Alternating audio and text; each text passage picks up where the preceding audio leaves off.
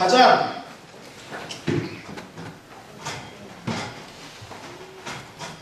스트레스가 주로 어디로 나가느냐? 짜증나는 이 성내지 말라는 거 얘기하는 겁니다.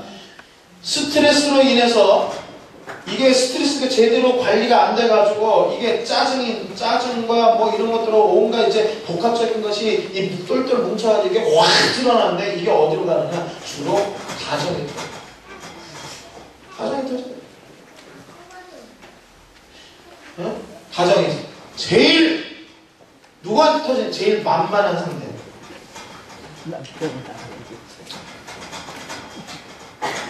제일 만만한 상대한테 터집니다. 저도 제가 이렇게 생각해보면 스트레스, 저도 이런 때가 있거든요. 저는 뭐 완벽하게 스트레스 관리해가지고 이게 되는 게 아니에요. 저도 사람을 속내지 않으면 이 말씀에 다 걸리는 사람입니다. 걸리는데 이 말씀을 전하면서도 저도 저 자신을 회개하고 나도 이 부분에서 조심해야 됩니다. 이렇게 결단하고 결심하고 이 자리를 쓰는 거예요. 그러니까 나는 완벽하고 여러분들은 안 됐으니까 뭐 이런 식의 그런 얘기를 하는 게 아닙니다. 자, 저도요 한번 생각을 해봤어요. 제가 이런 스트레스나 이런 걸 인해서 짜증이 돼가지고 이게 복합적으로 돼가지고 그래서 분출되게 됐을 때 주로 어디로 나오느냐? 우리 집사람 무서워서 내가 맘만 하면 안 해요. 저는 집사람이 무서웠어요 처음부터. 그래서 어디로 분출이 되느냐? 애들한테 나오죠. 어릴 때 그리고 제가 개척 초기에는 교회 까미라는 강아지를 하나 키웠거든요. 걔한테 스트레스 많이 풀었습니다. 집어던졌다. 그렇다고 이렇게 막 학대해가지고 뭐 다격적인 그런 건 아닌데 하여간 좀 못살게 굴었어요. 응? 좀 약간 겁을 줘가지고 얘가 발발발 떠는 모습 보니까 스트레스가 풀리더라고요. 세상에 내 거기서 나의 그 악한 그 마성을 봤어요. 나한테 이런 악한 게 주로 약한 상대, 만만한 상대한테 풀게 돼 있어요. 그래서 특히 사회 초년생인 경우, 그러니까 결혼한 지 얼마 안 되는 그런 부부 같은 경우, 남편 같은 경우 밖에서 직장에서 맨 밑바닥에 있다가 그러니까 직장에서 얼마나 이렇게 스트레스 많이 받았어요. 근데 스트레스 받다가 집에 오면 아기가 이제 태어난 지 얼마 안 됐어요. 막 굴고 징징대고 이러단 말이에요. 그러면 그 스트레스가 집에 와가지고 막 애한테 막 분출해요. 이런 경우가 많아요. 보통. 근데 이런 것이 뭐냐? 이런 것이 죄가 된다. 이게 사랑이 아니다. 저도 지금은 많이 줄었어요. 저도 생각해보면 참 이런 것들이 많이 있었는데 이런 걸 많이 줄었지만 아직도 여전히 나한테 남아있어요. 그래서 나는 오늘도 이 말씀 전하기 전에 먼저 회개하고 하나님 제가 안 하겠습니다. 안 해야 되겠다. 근데 어느 순간 또 돌아보면 하고 있어. 바울이 고백한 그 말씀이 이해가 주여 내가 죄인 좀 맥혀줘. 오라 나는 공부한 자로다. 내 안에서 생명의 복, 사망의 복 싸워.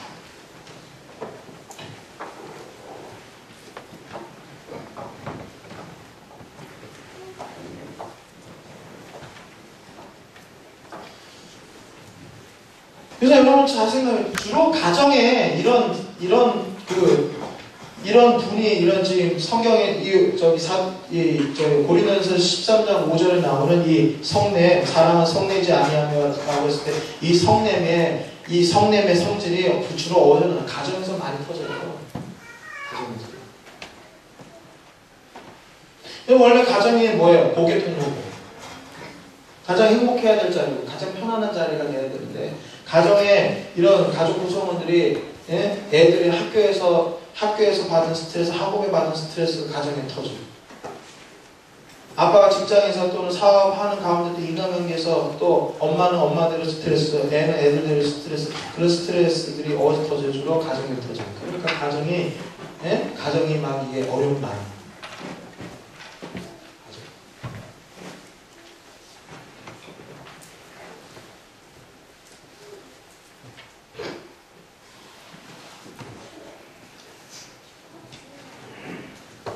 가정에 이런 어려움이 이제 많다면 거기에다 누가 또 공격을 합니까? 사단이 공격을 하죠. 우리 가족만 무너뜨리고 하고 해체시키려 하는 사단의 계략이 여기 이제 들은 성령을 통해.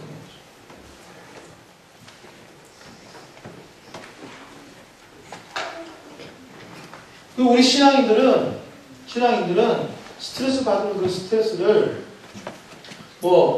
운동을 한다든지 이런 식으로 해서 아니면 잠을 잔다든지. 근데 먹는 걸로 푸는 건 별로 안 좋더라고요. 저는 먹는 걸로 풀어가지고 이렇게 됐거든요. 네. 30대까지는 그래도 먹는 걸로 풀어도 몸에 그렇게 큰 문제가 안 생기는데 이 나이가 조금씩 이제 들게 되면은 먹는 걸로 스트레스 푸는 사람들은 반드시 몸에 문제가 생깁니다. 이게 좋은 게 아니에요.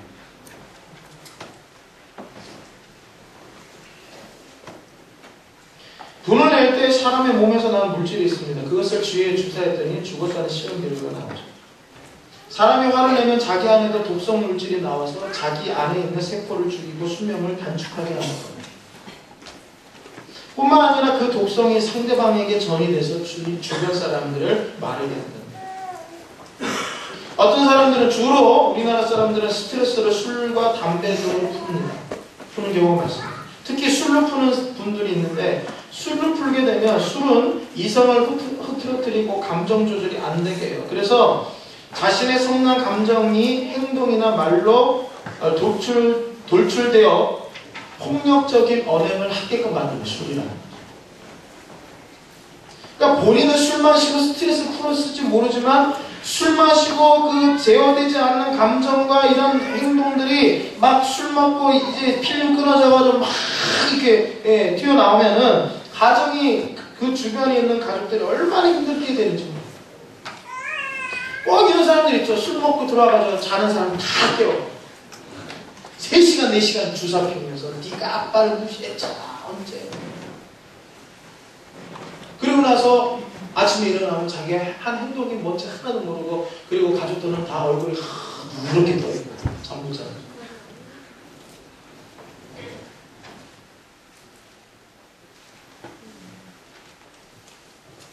혹시 여러분은 쉽게 잘 화를 내지 않습니까? 주변 가족들이나 가까운 사람들에게 화를 잘 낸다는 평가를 받지 않습니까? 그렇다면 나의 이러한 모습을 주님께 내려놓고 기도해야 합니다. 화를 잘 다스릴 수 있고 분을 잘 참을 수 있고 참을 자 새기면 살인도 면한다는 말이 있어요. 그만큼 화를 참는 것은 귀한 일이고 그리고 성도의 품위를 지키는 중요한 도구라는 거죠.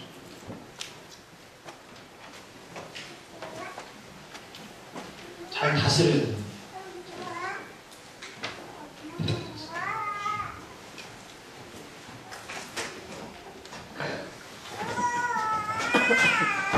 그래서 화를 어쩌다 낼 수 있어요. 어쩌다 내는 거는 죄라고 보기가 힘들어요. 네? 어쩌다 낼 수 있어요. 사람 감정이 하나님 우리에게 감정을 주셨기 때문에 어쩌다 화가 날 수 있는데 이게 수시로 반복된다는 거예요. 그래서 나의 이 수시로 반복적으로 화를 내는 걸로 인해서 주변의 사람들이 힘들어한다면 오늘 말씀을 잘 적용시켜서 고쳐야 돼요. 저도요 개척 초기에 얼마나 스트레스가 많았겠습니까? 그래서 저도 모르게 막 소리 빽 지를 때가 있었는데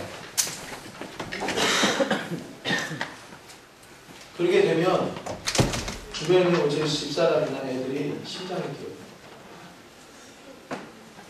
심장이 뛰어요. 그냥 막 불안할 때 그 뛰는 심장이죠.